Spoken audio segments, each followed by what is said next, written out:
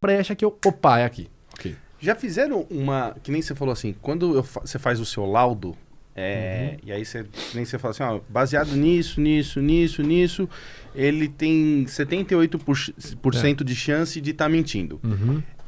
Eu queria saber assim, você também já fizeram em algum lugar, ou com você ou no mundo, você já viu, fazer o que você faz versus a máquina da mentira? Ah, sim. O polígrafo. Isso, pra ver se o seu bate com o polígrafo, se você, você fala assim, mais alto, né? Não, sim, mas por exemplo, ele mentiu, aí a máquina, aí faz o teste, aí a máquina fala, ele também mentiu, então os dois acertaram, mas tipo assim, você fala, ele mentiu, e a máquina fala, não mentiu. Já. A gente podia marcar um dia, inclusive, de eu trazer um polígrafo aqui. Você tem? Tenho.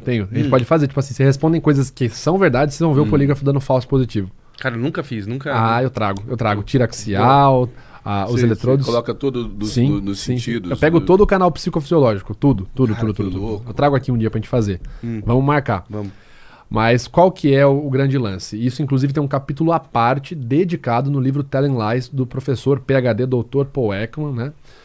Sobre o polígrafo. O que é o polígrafo? Né? O polígrafo, para quem não está familiarizado, é uma máquina que foi criada pelo William... Não vou lembrar o sobrenome. Shakespeare. Não. É um sobrenome muito ruim. O William, que inclusive é criador da personagem Mulher Maravilha. Criou o polígrafo. Por isso que a Mulher Maravilha tem o laço da verdade. Né? O mesmo cara, ele era psicólogo. Psicólogo, criou o polígrafo. Qual que é vamos falar o que o polígrafo faz e qual que é a premissa do polígrafo para funcionar. Polígrafo é uma máquina que vai medir alterações no seu sistema psicofisiológico, ou seja, alterações... Batimento do coração, batimento cardíaco, né? Sistema nervoso autônomo de forma geral. Temperatura, sudorese, batimento cardíaco, alteração no fluxo cardiorrespiratório, alguns medem a dilatação da pupila, etc. Por aí vai.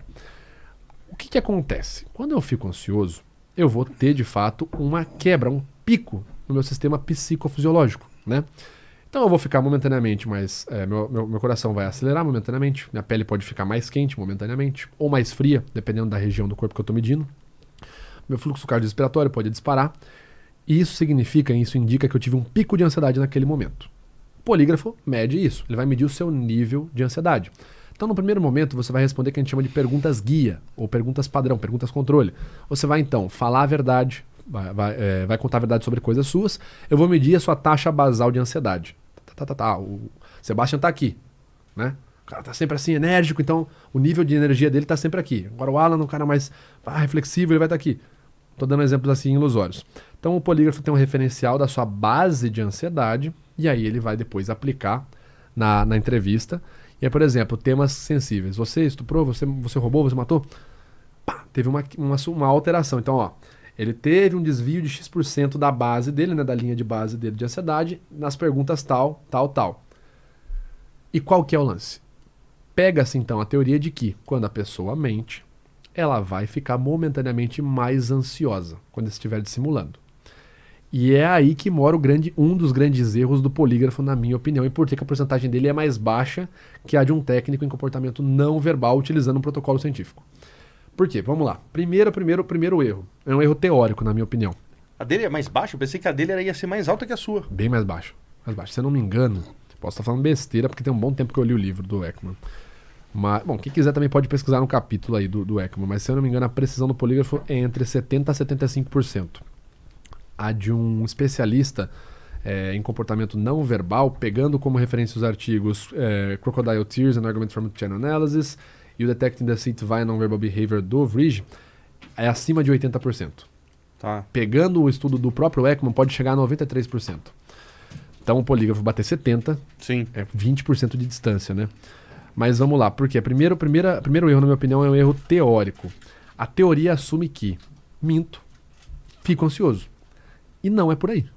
Eu posso mentir super tranquilo. Cara, quem nunca mentiu pra uma criança? Não, eu sou o Papai Noel. Você ficou ansioso, coração disparado? Não, claro que não, entendeu? Então a mentira, além da mentira ser muito qualificativa, ou seja, tem mentiras e camadas de mentiras diferentes, é um negócio muito subjetivo, nem toda mentira traz a mesma experiência, né? E mesmo uma pessoa mentindo sobre algo super crítico pode não gerar ansiedade. A título de exemplo, nós temos quem?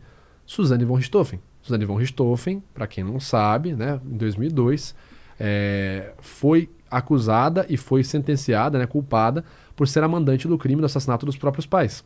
primeiras entrevistas do Fantástico, a cabeça baixa como se fosse uma criança. Zero ansiedade. Você consegue ver micro sorrisos de felicidade nela. Ela tá dando essa entrevista. Ana Jatobá, caso Nardoni, mesma coisa. Ai, porque não sei. Microexpressão de felicidade. Você não vê sinais de ansiedade ali. Susan Smith, nos Estados Unidos, matou os próprios filhos. Foi a público pedir ajuda. Por favor, me ajudem. Meus filhos desapareceram no primeiro momento. Você consegue ver micro sorrisos de felicidade. Zero alteração no fluxo cardiorrespiratório. Batimento cardíaco super tranquilo. Ou seja, nem todo mentiroso vai ficar ansioso quando mente. Nem todo mentiroso vai sentir medo. Então você já consegue perceber que tem um erro teórico aí. A mentira, ela é muitas vezes descoberta contextualmente e nem pelo comportamento não verbal. Se eu tenho uma linha de padrão de base, eu saio do trabalho e eu levo meia hora todo dia para chegar em casa. Numa semana eu cheguei 50 minutos mais tarde. Minha esposa pergunta, eu dou uma desconversada. Na semana seguinte, eu começo a fazer academia, eu começo a me cuidar. Ali, contextualmente, você consegue ver uma quebra? Você consegue ver, não que, tá traindo, mas você consegue ver que tem algo... diferente do tradicional. Toda a investigação começa assim. Alguma coisa diferente aconteceu. Não faço ideia o que, mas aconteceu. Então, assim, esse é o primeiro erro do polígrafo. O segundo erro do polígrafo é analisar um único canal. Eu vou analisar só a sua psicofisiologia. Só o batimento cardíaco e tal. E qual que é o problema? Vamos lá, vamos pegar o batimento cardíaco. O coração do cara acelerou. O cara tava aqui. Sua vida. Onde você trabalha? Você traiu? Opa, mentiu. O coração acelerou. Cara, o coração acelera quando eu tô em êxtase de felicidade. O coração acelera quando eu tô mentindo. O coração pode acelerar quando eu tô com muito medo de alguma coisa dar errado. O coração pode acelerar se eu ficar triste e nervoso. Então, assim, a psicofisiologia ela é muito subjetiva. A pupila dilata pra tudo. Se eu ficar feliz, ela vai dilatar e contrair. Se eu usar droga, ela vai ter uma resposta bem parecida. Se eu ficar com medo. Então, assim, o erro principal eu vou olhar a psicofisiologia e disso aqui eu vou falar se a pessoa tá mentindo ou tá falando a verdade. Então, esses são os dois erros que eu vejo. Primeiro, analisar um único canal, psicofisiologia. Já foi mostrado na literatura científica que analisar mais canais é muito mais preciso. Confiar num único canal que é muito subjetivo, que é a psicofisiologia. E segundo, assumir que quando mente a pessoa vai ficar ansiosa sempre. Esses 3 erros, na minha opinião, são o que explicam por que a precisão do polígrafo ela é mais baixa que uma análise embasada por um protocolo científico multicanais não verbais. Essa é a minha opinião. Entendi. E nossa, eu jurava que o polígrafo era mais eficiente. Não, tanto que o polígrafo ele não é nem obrigatório mais nos Estados Unidos, né? Tem alguns estados que lá a lei é muito louca, né? Cada estado tem uma lei, ainda utilizam, mas não. Eu lembro de um episódio assim muito doido, foi no... não vou lembrar o nome do programa, mas era o Silvio Santos aplicando a máquina da verdade, né? E aí o Daniel, o cantor sertanejo Daniel, tava lá, saiu a pergunta, você tem medo de baratas? Tempo no relógio. Daniel para. Não tenho. Aí a máquina, o polígrafo fez... Mentiu. Não. Ele ficou bravo. Não, tá louco, eu tenho nojo. Não tenho medo e tal. E o Silvio Santos... Daquele jeito, eu sou péssimo em imitação. E o Daniel ficou até o final. Não, isso aí tá errado e tal. E claro que ficou muito engraçado. Mas provavelmente estava errado mesmo. Né? Tava errado mesmo. Por quê? Porque aí subiu a ansiedade do cara. Sei lá, o cara às vezes... O cara pode ter pensado assim, putz, eu tenho nojo, mas será que... Cara, e se pensarem que eu tenho nojo, se pensarem que eu tenho medo, putz, será que vão me zoar? Nisso a ansiedade do cara já subiu, entendeu?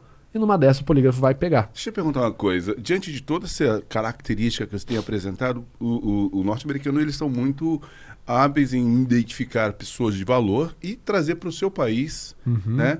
Em detrimento do que nós fazemos com o nosso povo.